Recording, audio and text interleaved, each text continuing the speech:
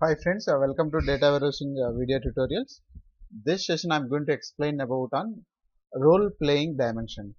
So as you know, there are different types of dimensions. Role playing dimensions, if you look at here, I have a time dimension table, I have a sales fact, but I have a requirement saying that order date, ship date and close date, okay, or maybe you can say some other dates, purchase dates. So I want to use the same dimension table for three requirements, okay, same dimension table I want to use for three requirements. So that this is not possible actually. What we will do in a reporting level, like when you are designing your, like for example you are working in OBAE, you are designing your repository RPD in a BMM layer. So what we will do, we will create alias table for the same table. We will create additional two copies, not at database level, only at modeling side we will be creating that. If you look at this screen, you will get more clarity.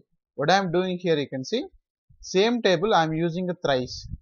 Same table I am using thrice. One table will act as a order day, another table will act as a ship date, and the third table will act as a close date. So same dimension I am using in three different ways to act to satisfy my requirement in fact table, because I have three different keys, that is order date, ship date and close date.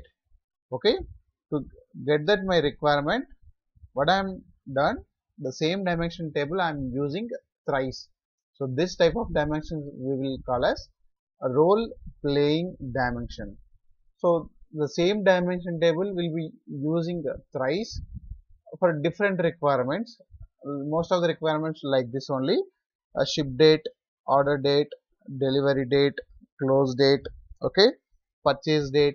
Like this we'll be using same dimension table more than once. That is called, it is playing a key role, right? So that is a dimension we'll be calling as a role playing dimension. So thank you for watching my videos. Please subscribe my channel to get more videos and updates my channel.